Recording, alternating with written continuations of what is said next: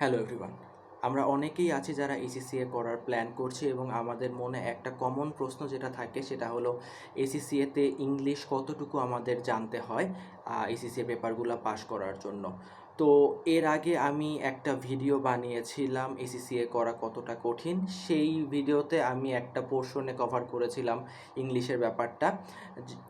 সেই ভিডিওটা খুব সম্ভবত আমি প্রায় 1.5 বছর আগে বানিয়েছি। তো ওই ভিডিওটাতে মেইনলি আমি ফোকাস করেছিলাম আপনার গ্রামাটিক্যাল নলেজটা নিয়ে, যে কতটুকু গ্রামাটিক্যাল নলেজ থাকলে আপনি এসিসি এটা করতে পারবেন। তো এই 1.5 বছরে আমার মনে হয় আমি অনেক কিছু বুঝেছি অ্যান্ড জানতে পেরেছি বিভিন্ন মানুষের সাথে কথা বলে। নিজের বেশ কয়েকটা পেপার পাশ করেছি পার্ট 3-র, সেটার এক্সপেরিয়েন্স থেকে, অন্য মানুষদের এক্সপেরিয়েন্স থেকে আমি বেশ অনেক কিছু বুঝতে পেরেছি, যেই জিনিসগুলো নিয়ে আমি আজকে আর কি এই ভিডিওটাতে কথা বলবো।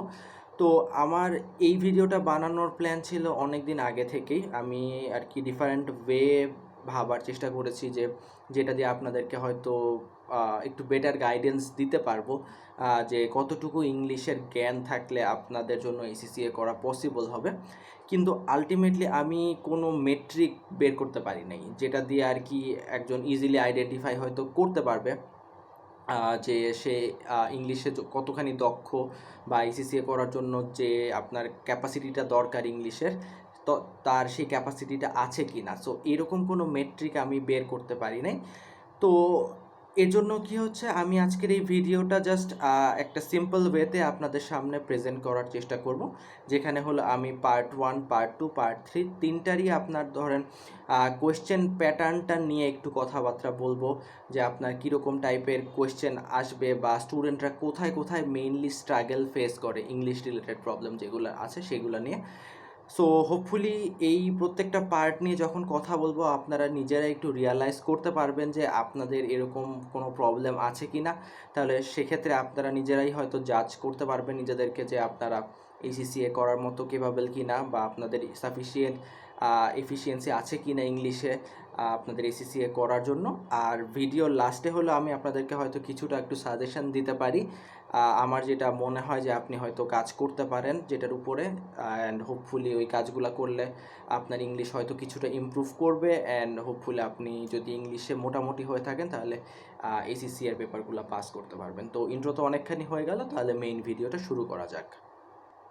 তো প্রথমে আমি যে জিনিসটা নিয়ে কথা বলবো সেটা হলো আপনার পার্ট 1-এর পেপারগুলো নিয়ে। তো পার্ট 1-এর পেপারগুলো আপনার অবজেক্টিভ টেস্ট কোয়েশ্চেন বেসড হয়ে থাকে। সো আপনাকে হয়তো 40টা বা 50টার মতো অবজেক্টিভ কোয়েশ্চেন থাকবে, অ্যান্ড সেগুলার হলো আপনাকে অ্যান্সার দিতে হবে, অ্যান্ড ওইটা করলেই হলো আপনার পার্ট 1-এর পেপারগুলো আপনি পাস করে যাবেন। আপনাকে এখানে কোনো ধরনের রিটেনের ব্যাপার আসতেছে না। তো এক্ষেত্রে যেটা হয় আমাদের ক্ষেত্রে, যে আমাদের কনসেপ্টটা অনেক ভালো করে ক্লিয়ার করা লাগে এসিসিএতে। আপনি যদি জিনিসগুলো প্রপারলি বুঝে থাকেন, অনলি দেন আপনি সেটার অ্যান্সার করতে পারবেন। তো পার্ট 1-এর ক্ষেত্রে যেটা হচ্ছে যে যেহেতু আপনার রিটেনের কোনো পার্ট নাই, সো আপনার গ্রামাটিক্যাল বিষয়গুলো নিয়ে খুব একটা ব্যাপার আসে না, কোয়েশ্চেন আসে না এখানে। আপনি যদি পড়াগুলা মোটামুটিভাবে বুঝতে পারেন তাহলে সেটাই আপনার জন্য সাফিসিয়েন্ট হয়ে যায়। তো আমি যদি আপনাদেরকে এক্সাম্পল দেই তাহলে এখানে যেটা হয় যে এসিসির পার্ট 1-এর কোয়েশ্চেনগুলোতে, যে আপনার ধরেন একটা অবজেক্টিভ টেস্ট কোয়েশ্চেন আসবে, সেখানে হয়তো 4টে অ্যান্সার থাকবে। এই 4টে অ্যান্সার মাঝে মাঝে আপনার 1-2 ওয়ার্ডের মধ্যে হয়ে থাকে, মাঝে মাঝে একটা সেন্টেন্সে হয়ে থাকে। আবার অনেক ক্ষেত্রে যেটা দেখা যাচ্ছে যে আপনার কোয়েশ্চেনটা ডিরেক্টলি আসে, এখানে কোনো সিনারিও থাকে না। আবার অনেক ক্ষেত্রে আপনাকে 1 থেকে 2 লাইনের একটা সিনারিও হয়তো দিয়ে দিতে পারে। তাহলে এখানে যে জিনিসটা হচ্ছে সেটা হলো, আপনারা দেখতেই পাচ্ছেন যে কোয়েশ্চেন যেগুলো আছে সেগুলো কিন্তু অনেক সিম্পল ওয়েতে হয়। আপনি যদি 1-2 লাইন মোটামুটি পড়ে বুঝতে পারেন তাহলে সেক্ষেত্রেই কিন্তু আপনার জন্য সেটা সাফিসিয়েন্ট হয় এসএসসি এর পার্ট 1 পেপারগুলো পাশ করার ক্ষেত্রে। আপনার এখানে অত বেশি ইংলিশের নলেজ দরকার হয় না, মানে কমপ্লিকেটেড ইংলিশ যেটাকে আমরা নর্মালি ভেবে থাকি, বা অনেক সময় হয় যে আমাদের গ্রামাটিক্যাল ইস্যু থাকে, অ্যান্ড আমরা অনেক সময় সেন্টেন্স স্ট্রাকচার ঠিকমতো বিল্ড আপ করতে পারি না। ওই প্রবলেমগুলো কিন্তু আপনার পার্ট 1-এ আসে না। সো আপনি কিন্তু যদি ইংলিশে আপনার মোটামুটি নলেজটা থাকে, আপনি কিন্তু পার্ট 1টা পাস করে যেতে পারবেন। আপনাকে এর জন্য হলো আপনার ধরেন বইটা ভালো করে পড়তে হবে, এখন বই থেকে আপনাকে জিনিসগুলো ভালো করে বুঝতে হবে, এক্সাম কিটগুলো আপনাকে সলভ করতে হবে, আর করার পর যেটা হচ্ছে যে আপনি ওই অবজেক্টিভ টেস্টের অ্যান্সারগুলো আপনি মোটামুটি দিতে পারবেন যদি আপনার ইংলিশের নলেজটা থাকে তাহলে। তো এটা তো গেল হলো আপনার পার্ট 1-এর জিনিসটা। আমি আসি এবার হলো আপনার পার্ট 2 অ্যান্ড পার্ট 3-তে। এখান থেকে জিনিসটা ট্রিকি হওয়া স্টার্ট করে, অ্যান্ড এখানে অনেক স্টুডেন্ট আছে যারা ইংলিশে দুর্বল হওয়ার কারণে অনেক ক্ষেত্রে আটকায় যায়। স্পেশালি আমি যদি কথা বলি আপনার F5 যেটা হলো পারফরমেন্স ম্যানেজমেন্ট, আর F8 বা অডিট অ্যান্ড অ্যাসুরেন্স, এই পেপারগুলোর ক্ষেত্রে স্টুডেন্টরা একটু বেশি স্ট্রাগল করে। এটার করার পিছনে হলো একটা রিজন হলো আপনার যে এই পেপারগুলোতে আপনার ম্যাথ হয় খুবই কম আছে বা একদমই নাই। সো আপনাকে বলতে গেলে যে রিটেন পার্টটা থাকে আপনার অ্যারাউন্ড 40 মার্কের মতো, সেই পুরা ওই রিটেন পার্টটার তার হলো আর কি ওখানে অনেক বেশি স্ট্রাগল করে স্টুডেন্টরা। আমি আপনাদেরকে এক্সাম্পল দিই যে জিনিসটা কিভাবে কাজ করে। সো পার্ট 1-এ আপনাদেরকে আমি যেটা বললাম যে হয়তো কোয়েশ্চেনগুলো এরকম থাকে যে আপনাকে 1 বা 2 লাইনের মধ্যে আপনার একটা সিনারিও দিয়ে দেয়। সো সেখান থেকে আপনি ওইটার অ্যান্সার দিলেন, দেন পরের হইলো আপনার অবজেক্টিভ টেস্ট কোয়েশ্চেনে চলে গেলেন। আপনার কিন্তু ওইটা নিয়ে আর পড়তে হচ্ছে না বা চিন্তা করা লাগতেছে না। পার্ট 2-র ক্ষেত্রে যেটা হচ্ছে সেটা হলো যে আপনাকে প্রথমবারের মতো আপনাকে টাইপিং করতে হয়। সো আপনাকে কি হচ্ছে, আপনাকে যে বড় কোয়েশ্চেনগুলো থাকে দুইটা সাধারণত 20 মার্কের করে থাকে, টোটাল 40 মার্কের, টাইপিংয়ের পিছনে আপনাকে সময় স্পেন্ড করতে হয়। তো ওরকম ক্ষেত্রে দেখা যাচ্ছে কি ওরকম ক্ষেত্রে আপনাকে একটা সিনারিও দিয়ে দেয়, সেই সিনারিও থেকে আপনাকে জিনিসগুলোকে পড়তে হবে, যে বুঝতে হবে যে ফাইন এই সিনারিওটাকে আমাকে কি বোঝাতে চেয়েছে। দেন সেই সিনারিওটা থেকে আপনাকে কি হয়, আপনাকে সেটাকে রিলেট করতে হয়, রিলেট করে আপনার অ্যান্সারটা বিল্ড আপ করতে হয়। প্রথম যে সমস্যাটা স্টুডেন্টরা ফেস করে সেটা হলো যখন তারা সিনারিওটা পড়ে, অনেক ক্ষেত্রেই হয় যে তারা ঠিক বুঝতে পারে না যে ফাইন এই ইনফরমেশনটাতে আমাকে কি বোঝাতে চেয়েছে। তারা হয়তো ইংলিশ পড়তে পারে, কিন্তু যখন দেখা যাচ্ছে যে একটা সিনারিও আসতেছে তখন সেই স্টোরিটা তারা ঠিকমতো গ্র্যাব করতে পারে না যে এই স্টোরিতে আমাদেরকে কি ইনফরমেশনটুকু দিয়েছে, কেন এই ইনফরমেশনটুকু দিয়েছে, অ্যান্ড এই ইনফরমেশনটুকু আমার কোন জায়গায় কাজে লাগবে। এই জিনিসগুলা কি হচ্ছে, স্টুডেন্টরা অনেকেই জিনিসটা ধরতে পারে না। তারা এক লাইন বাই লাইন পড়ে, কিন্তু পড়ার পর দেখে যে তারা ঠিক বুঝতে পারতেছে না যে এই অ্যান্সারটুকু আমার অ্যান্সারে আমি কোথায় আমি লিখব, বা কতটুকু আমাকে লিখতে হবে, বা এই ইনফরমেশনটা যে দিয়েছে আমাকে এই ইনফরমেশনটা দিয়ে আমি কি করব। এই জিনিসগুলোতে কিন্তু স্টুডেন্টরা অনেক বেশি স্ট্রাগল করে আপনার যখন পার্ট 2-তে হঠাৎ করে তাদেরকে রিটেন ফরম্যাটে অ্যান্সার করতে হয়। তো এরকম ক্ষেত্রে আপনার শুধুমাত্র পড়ে বোঝাটাই এসেনশিয়াল না, বোঝার পাশাপাশি কিন্তু আপনাকে অ্যান্সারটাও প্রিপেয়ার করতে হয়। সো পুরা প্রসেসটা কিন্তু স্টুডেন্টদের অনেকের ক্ষেত্রেই ট্রিকি হয়ে যায়। তো আমি যদি পার্ট বাই পার্ট করে বলি তাহলে প্রথম জিনিসটা হলো আন্ডারস্ট্যান্ডিং। আপনি যখন একটা সেন্টেন্স পড়তেছেন আপনার ওখান থেকে কিন্তু বলতে গেলে আপনাকে বুঝে নিতে হবে যে ফাইন ওই সেন্টেন্সে আমাকে কি ইনফরমেশন দিয়েছে অ্যান্ড সেই জিনিসটা আমি বুঝতে পারতেছি কি না। অনেক স্টুডেন্টই আছে যারা লাইন বাই লাইন পড়ে কিন্তু কিছু বুঝে না, এরকম আমাদের অনেকেরই সমস্যা ফেস হয়। আমি যদি এটাকে আরও সহজভাবে একটা এক্সাম্পল আপনাদেরকে দেই তাহলে ধরেন আমরা স্কুল কলেজে থাকার সময় বিভিন্ন ধরনের কবিতা পড়েছি। তো কবিতা পড়ার ক্ষেত্রে আমার যেটা প্রবলেম ফেস হতো সেটা হলো যে আমি বাংলা ফ্লুয়েন্টলি পড়ে যেতে পারি, আমি কবিতাগুলো ফ্লুয়েন্টলি পড়ে যেতে পারতেছি, কিন্তু আমি সেটার মিনিংটা ধরতে পারি না।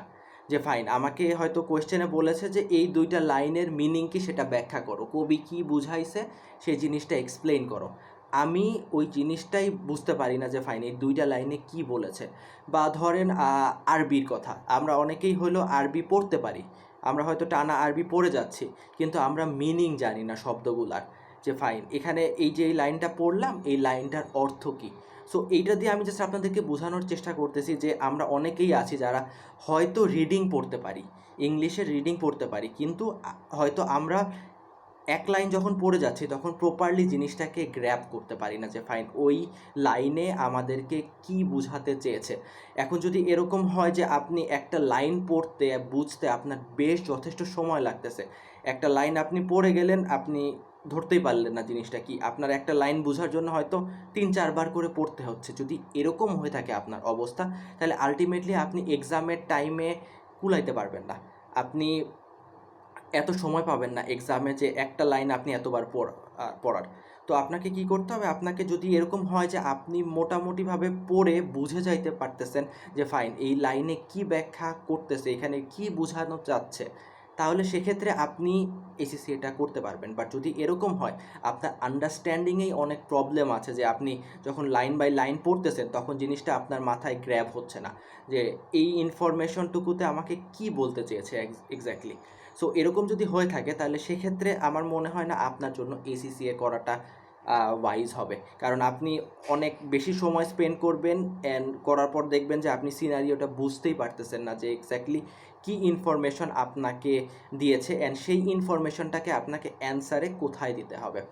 তো এটা তো গেল হলো আমাদের আন্ডারস্ট্যান্ডিংয়ের ব্যাপারটা নিয়ে।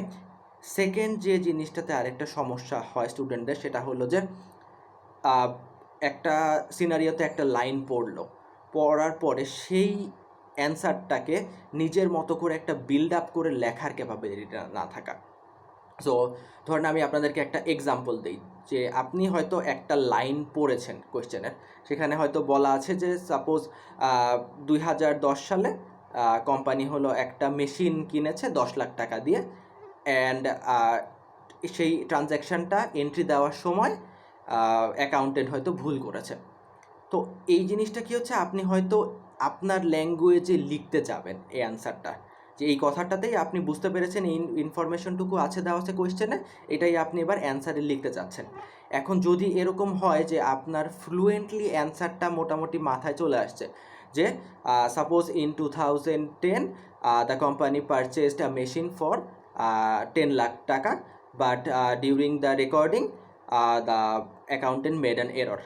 সো মোটামুটিভাবে আপনার যদি এরকম স্পিড থাকে, আপনি যদি দ্রুত বলতে গেলে যে আপনি বাংলায় যে জিনিসটা চিন্তা করতেছেন সেটা যদি আপনি অ্যান্সারে লিখে দিয়ে আসতে পারেন, তাহলে সেরকম ক্ষেত্রে কিন্তু আপনার ওরকমভাবে প্রবলেম হবে না। বাট অনেকের ক্ষেত্রে যেটা হয় কি, যে তারা সেন্টেন্স স্ট্রাকচারই করতে পারে না ঠিক মতো, অনেক নার্ভাস হয়ে যায় তারা লেখার টাইমে, যে মনে করে যে ফাইন আমাকে বলতেছে যে এখানে 2010 সালে আমাকে একটা মেশিন কিনেছে, তাইলে in 2010 the company bought না purchased machine for 10 লাখ টাকা। মানে এখানে আমি জাস্ট আপনাদেরকে যে জিনিসটা বোঝানোর চেষ্টা করতেছি, যে আপনি যদি এরকম স্পিডে আগান যে আপনার অনেক বেশি সময় লাগে একটা সেন্টেন্স স্ট্রাকচার করতে, তাহলে সেরকম ক্ষেত্রে কিন্তু আপনি অ্যান্সার করতে পারবেন না। আপনার সেন্টেন্স স্ট্রাকচার করার স্পিড মোটামুটি লেভেলে ভালো থাকতে হবে। আমি বলতেছি না একদম পারফেক্ট হইতে হবে, আমার নিজেরও পারফেক্ট না, কিন্তু তারপরও আমি মোটামুটি একটা স্পিডে চিন্তাভাবনা করে সেই অ্যান্সারটা লিখে দিয়ে আসতে পারতেছি। তো এক্সাম অ্যান্সারে যে আছে সেটা কনস্ট্রাক্ট করার ক্ষেত্রে স্টুডেন্টরা এই জিনিসটাতে অনেক স্ট্রাগল করে, অনেকেই আছে। আমার যেরকম এক টিচারের সাথে একবার কথা হয়েছিল, সে তখন আরেকটা স্টুডেন্টের ব্যাপারে বলতেছিল যে ওই স্টুডেন্টটা আপনার বারবার একই পেপার ফেল করে যাচ্ছে। তো সে আর কি বলতেছিল যে ওনার সেই স্টুডেন্টটার ইংলিশে একটু সমস্যা আছে। সো যেটা হচ্ছে যে সে আপনার ওই অ্যান্সারটা ঠিকমতো কনস্ট্রাক্ট করতে পারে না। সে মানে যে জিনিসটা তার মাথায় আছে সেই জিনিসটা সে ইংলিশে প্রপারলি লিখতে পারে না। সো সেটা দেখা যাচ্ছে কি, সে তার অ্যান্সারটা ঠিকমতো বিল্ড আপ হচ্ছে না, অ্যান্ড সে টাইমলি ঠিকমতো অ্যান্সার করতে পারতেছে না। আর যেহেতু সে ফুল মার্ক অ্যান্সার করতে পারতেছে না, তার পাস করার চান্স কমে যাচ্ছে, অ্যান্ড প্রতিবার সে অ্যাটেম্প দিচ্ছে অ্যান্ড ফেল করে যাচ্ছে। সো এই একটা জিনিস আমি অনেক পরে এসে বুঝেছি যে অনেকের ক্ষেত্রে এই জিনিসটাতে অনেক বেশি সমস্যা ফেস হয়, যে তারা ঠিকমতো মাথায় যেটা আছে বাংলাতে তারা যে জিনিসটা চিন্তা করতেছে সেটা তারা ইংলিশে কনভার্ট করতে পারে না। সো এরকম ক্ষেত্রে আমি যদি আপনাদেরকে বলি যে পার্ট টুর ক্ষেত্রে এই জিনিসটা তাও মোটামুটি আপনার যদি স্কিল মোটামুটি একটু কমও থাকে তাও আপনি পাস করে যেতে পারবেন। পার্ট থ্রিতে গেলে কিন্তু আপনার এই জিনিসটাতে নিয়ে আপনি পাস করতে পারবেন না, যদি আপনার সেন্টেন্স স্ট্রাকচার করতে অনেক বেশি সময় লাগে। কারণ আপনার পার্ট থ্রিতে হলে পুরাটাই আপনার রিটেন হয়ে থাকে, ম্যাথ থাকে, ম্যাথ থাকলেও অল্প কিছু পার্ট থাকে, কয়েকটা পেপার আছে যেখানে হলো পুরো 100 মার্কই রিটেন। তো আপনাকে ওই কোয়েশ্চেনটা পড়ে আপনাকে হয়তো 3-4টা বড় সিনারিও থাকবে, আপনার কোনো অবজেক্টিভ টেস্ট কোয়েশ্চেন থাকবে না, আপনাকে 3-4টা কেস পড়তে হবে, পড়ার পরে সেখান থেকে আপনাকে জিনিসটা বুঝতে হবে, বুঝার পরে অ্যান্সারটা কনস্ট্রাক্ট করতে হবে। সো সেটার জন্য আপনাকে ইংলিশের ক্যাপাবিলিটি এরকম লেভেলে থাকতে হবে যে আপনি যখন লাইনগুলো পড়তেছেন তখন আপনি মোটামুটিভাবে একটা আইডিয়া নিতে পারতেছেন যে ফাইন এই এই কোয়েশ্চেনটাতে হলো আমার এই ইনফরমেশনগুলো আছে, এই ইনফরমেশনটা আমার এই পার্টে যাবে। এই জিনিসটা আপনাকে প্রথমে গ্র্যাব করা শিখতে হবে। যদি আপনার এরকম ক্যাপাবিলিটি না থাকে তাহলে একটা সমস্যা। সেকেন্ড, আপনাকে বুঝতে হবে যে আপনার এরকম লেভেলে ক্যাপাবিলিটি থাকতে হবে যে আপনি যখন একটা জিনিস পড়তেছেন, যখন অ্যান্সার কনস্ট্রাক্ট করার চেষ্টা করতেছেন, অ্যান্সারটা লেখার চেষ্টা করতেছেন, আপনার যেন খুব বেশি সময় না লাগে আপনার অ্যান্সারটা বিল্ড আপ করতে। যে আপনি যদি মাথাতেই অনেকক্ষণ ধরে চিন্তা করেন যে ফাইন একটা লাইন লিখবো, এটা ইংলিশে গ্রামাটিক্যালি ঠিক হয়েছে কি না, বা আপনি শব্দ খুঁজে পাচ্ছেন না কোনোভাবেই, এরকম যদি হয়ে থাকে না, তাহলে আলটিমেটলি আপনি লঙ্গার টার্মে আপনি যা এসিসিতে আটকায় যাবেন। আপনি হয়তো পার্ট ওয়ানে খুব একটা প্রবলেম ফেস করবেন না, কারণ এখানে রিটেনের পার্ট নাই, আপনি মোটামুটি জিনিসগুলো বুঝে গেলেই হবে। আপনার ছোট ছোট আপনার কোয়েশ্চেন থাকে, অ্যান্সারেরগুলোও আপনার ছোট থাকে, আপনাকে টাইপিং করতে হয় না। সো আপনি হয়তো পার পেয়ে যাবেন। কিন্তু যদি এরকম হয়ে থাকে যে আপনার ইংলিশের স্কিলের অবস্থা বেশ খারাপ, তাহলে সেক্ষেত্রে আপনি পার্ট টুতে যেহেতু স্ট্রাগল করবে, পার্ট থ্রিতে যে অনেকেই বেশি স্ট্রাগল করবেন সেক্ষেত্রে। সো এই কারণেই আমার অ্যাডভাইস হবে আপনাদের কাছে যে যদি এরকম মনে করেন যে না, আপনি মোটামুটি পড়াশোনাতে ইংলিশে ভালো, আপনি অ্যাটলিস্ট লাইনগুলো যখন পড়তেছেন, হয়তো সেটা বই হোক, আর্টিকেল হোক বা যেটাই হোক, আপনি যদি বুঝেন যে আপনি মোটামুটি পড়ে বুঝতেছেন, তাহলে সেক্ষেত্রে আপনি হয়তো এসিসি এটা করতে পারবেন। আর এটার সাথে সাথে আপনাকে হলো আপনার এটুকু স্কিল থাকতে হবে যে আপনি সেটাকে অ্যান্সারে কনভার্ট করতে পারবেন। আপনি মাথায় যখন একটা জিনিস বাংলাতে চিন্তা করতেছেন, সেই জিনিসটা আপনি যেন ইংলিশেও কনভার্ট করতে পারেন, এরকম মোটামুটি আপনার একটা ক্যাপাবিলিটি থাকতে পারবে। সো যদি এরকম লেভেলে আপনার ক্যাপাবিলিটি থাকে, সেক্ষেত্রে আপনার এসিসিএ করাটা ওয়াইজ হবে। আর যদি দেখেন যে না, আপনি অনেক বেশি স্ট্রাগল করেন ইংলিশে, তাহলে আমার মনে হয় না এসিসিএ আপনার জন্য ওয়াইজ হবে। কারণ হয়তো আপনি প্রথম স্টেজটা পার হয়ে যাবেন, কিন্তু পরের স্টেজের দিকে আপনি আটকায় যাবেন হয়তো। সো এইটাই হলো আমার অ্যাসেসমেন্ট ইংলিশ নিয়ে। তো লাস্টে হলো আমি আপনাদেরকে জাস্ট একটু একটা অ্যাডভাইস দিব হয়তো, যে আপনারা হয়তো কিভাবে নিজেকে টেস্ট করতে পারেন, বা কিভাবে আপনাদের ইংলিশের অ্যাটলিস্ট রিডিং পার্টটুকু আপনারা ইমপ্রুভ করতে পারেন। সো আপনারা যদি পড়াশোনার দিকে চিন্তা করেন, তাহলে সেক্ষেত্রে আপনারা ওপেন টিউশন বা অ্যাকাউন্টেন্সি থেকে আপনারা চাইলে ফ্রি কন্টেন্ট আছে, এসিসি এর বিভিন্ন নোটস আছে, সেগুলো ডাউনলোড করে আপনারা পড়তে পারেন। একটা অ্যাসেসমেন্ট হয়ে যাবে আপনাদের নিজেদেরই, যে ফাইন এসিসি এর পেপারগুলো কীরকম, আপনি পারতেছেন কি না। শুরুর দিকের পেপারগুলো একটু পড়ে দেখতে পারেন, ওখান থেকে আপনারা নোটস ডাউনলোড করে। সো ওখান থেকে একটা আইডিয়া পাবেন যে এসিসি এর পড়াশোনাগুলো মোটামুটি কীরকম। আর এমনিতে যদি ওভারঅল আপনি ডেভেলপ করতে চান, তাহলে আমি আপনাদেরকে বলবো যে আপনারা চেষ্টা করেন বেশি বেশি আর্টিকেল পড়তে। এখন সেই আর্টিকেলটা আপনার পড়াশোনা রিলেটেড হইতে হবে এরকম না, বা আপনাকে আমি বলতেছি না যে আপনাকে নিউ ইয়র্ক টাইমসের বা অন্যান্য বড় বড় যে পেপারগুলো আছে সেইগুলো পড়তে হবে বা এইরকম টাইপের জিনিস না। আপনারা নর্মালি যে জিনিসে ইন্টারেস্ট আছে সেই জিনিসটা নিয়ে শুরু করতে পারেন। আমি যেরকম আমার লাইফের ইংলিশের পড়াশোনা যা আছে শুরু করছি সব লিভারপুল রিলেটেড আর্টিকেল নিয়ে। সো তখন যখন আমি ছোট ছিলাম, প্রায় এটা কত 12 বছর আগের কাহিনী। সো ওইরকম টাইমে আমার অত ইনফরমেশন ছিল না। সো আমি যখন নেটের অ্যাক্সেস পাই, তখন হলো আমি আস্তে আস্তে আর্টিকেল পড়া শুরু করি। তো লিভারপুল রিলেটেড বিভিন্ন ধরনের আর্টিকেল পড়তে পড়তে আমার ইংলিশের আপনার রিডিং স্কিলটা অ্যাটলিস্ট ইমপ্রুভ করছে। সো সেম লেভেলে আপনাদের যে দিকে ইন্টারেস্ট আছে সেই জিনিস নিয়ে আপনারা আর্টিকেল পড়তে পারেন। ফর এক্সাম্পল, আপনি যদি মুভি সিরিজ পছন্দ করেন, তাহলে সেই রিলেটেড জিনিসপত্র নিয়ে পড়তে পারেন, যে সিরিজ কবে আসবে না আসবে, ওই রিলেটেড ওইগুলোর ব্যাকগ্রাউন্ড। আপনার যদি মিউজিকের ইন্টারেস্ট থাকে, তাহলে আপনি আপনার পছন্দের ব্যান্ড বা সিঙ্গার নিয়ে তাদের বায়োগ্রাফি পড়তে পারেন। বা অন্যদিকে যদি আপনি ধরেন রিলিজিয়াস মাইন্ডেড হয়ে থাকেন, তাহলে সেক্ষেত্রে আপনি রিলিজিয়াস হিস্ট্রি নিয়ে পড়তে পারেন। বা আপনি পলিটিক্স, স্পোর্টস, যেটাতে আপনাদের ইন্টারেস্ট আছে সেই রিলেটেড আপনারা দরকার হলে আর্টিকেল দিয়ে শুরু করতে পারেন। যে ফাইন, আপনারা ওই দিকে আপনারা চিন্তা করতে থাকেন যে ফাইন আপনারা কিভাবে আপনাদের রিডিংটাকে ডেভেলপ করতে পারবেন। কারণ আলটিমেটলি জিনিসটা যেটা হলো, আপনার রিডিংয়ে যদি আপনি ভালো না হন, তাহলে কিন্তু আপনি এসিসিএ পেপারগুলো পাস করতে পারবেন না খুব একটা ভালোভাবে। কারণ আলটিমেটলি আপনাদেরকে কোয়েশ্চেনটা পড়তে হবে, পড়ে সেখান থেকে বুঝতে হবে, বুঝার পরে সেই অনুযায়ী আপনাদেরকে অ্যান্সার লিখতে হবে। সো আপনার মার্কসের বেশিরভাগই কিন্তু চলে আসতেছে আপনার রিডিংয়ের আন্ডারস্ট্যান্ডিংয়ের উপরে। আমার ঠিক মনে নাই, বাট খুব সম্ভবত স্কুলে থাকা অবস্থায় আমার কোনো এক টিচার বলেছিল যে প্রশ্ন বুঝতে পারার মধ্যেই আপনার 50% মার্কস আছে। এটার অর্থ কি? এটার অর্থ হলো আমরা যদি কোয়েশ্চেনটাই ঠিক মতো না বুঝি তাহলে সেখান থেকে কিন্তু আমরা নাম্বারটা গেইন করতে পারবো না। বাট যদি আমরা রিকোয়ারমেন্টটা ঠিক মতো বুঝি কোয়েশ্চেনের, তাহলে সেখানে আমরা ইজিলি কিন্তু মার্ক গেইন করতে পারবো। সো এই কারণেই আর কি উনি বলেছিলেন যে প্রশ্ন বোঝার মাঝেই 50% মার্কস আছে। সো ওইটাই, আপনি যখন একটা জিনিস পড়তেছেন এসএসসি এর পড়া, সো তখন ওই জিনিসটাতে আপনারা অনেকেই আছে আমরা যারা রিকোয়ারমেন্টই বুঝি না যে আমাদেরকে কি লিখতে হবে বা আমার কাছে কি চাইছে। আমরা যখন একটা সিনারিও পড়তেছি, একটা কেস পড়তেছি, ওইটাই বুঝি না যে এখানে আমাদেরকে আসলে কি চাচ্ছে, কি বুঝাতে চাচ্ছে, কেন ইনফরমেশনটা দিছে। সো আলটিমেটলি যেটা আমি বললাম যে আপনাদেরকে রিডিং স্কিলটা ইমপ্রুভ করতে হবে। এই রিডিং স্কিলটা কিভাবে ইমপ্রুভ করবেন সেটা কমপ্লিটলি আপনাদের ব্যাপার, বাট চেষ্টা করেন বেশি বেশি পড়ার। পড়তে পড়তে আস্তে আস্তে অভ্যস্ত হয়ে যাবেন, অ্যান্ড তখন দেখবেন যে অটোমেটিকলি আপনি চেষ্টা করলে হয়তো আপনি ইংলিশে ভাবাও শুরু করতে পারবেন। যে আপনি হয়তো একটা জিনিস বাংলাতে ভাবতেছেন, সেই জিনিসটাকে আপনি চেষ্টা করেন এখন থেকে ইংলিশে ভাবার, যে ফাইন এই সেন্টেন্সটা আমি যদি এখন ইংলিশে চিন্তা করি তাহলে সেই জিনিসটা কীভাবে দাঁড়াবে, যে ফাইন যে I will go to shopping tomorrow. এই জিনিসটাই আপনি হয়তো প্রথমে বাংলাতে ভাবতেছিলেন যে না আপনি শপিং করতে যাবেন কালকে। সো এই জিনিসটাই আপনি যখন বসে আছেন চিন্তা ভাবনা করতেছেন, তখন মনে মনে দরকার হলে আপনি চেষ্টা করেন সেন্টেন্সগুলো কনস্ট্রাক্ট করতে। এইভাবে করে দেখেন যে আস্তে আস্তে করে আপনার ইংলিশে ইমপ্রুভমেন্ট আসে কি না।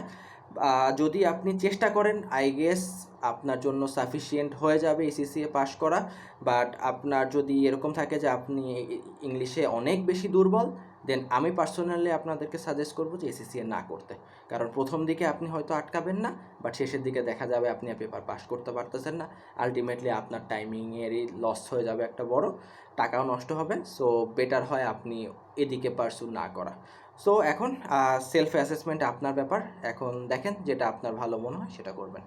সো আজকের ভিডিও এ পর্যন্তই। আমি ঠিক শিওর না এই ভিডিওটা আপনাদের খুব একটা কাজে লাগলো কি না, বাট আমার মনে হয় না যে আমি এর চেয়ে বেটারভাবে ভিডিওটা কনস্ট্রাক্ট করতে পারতাম। সো হোপফুলি কাজে দিয়েছে, আর না হলে সরি ফর দ্যাট। আজকের ভিডিও এ পর্যন্তই। Thank you for watching. ভালো থাকবেন। আল্লাহ হাফেজ।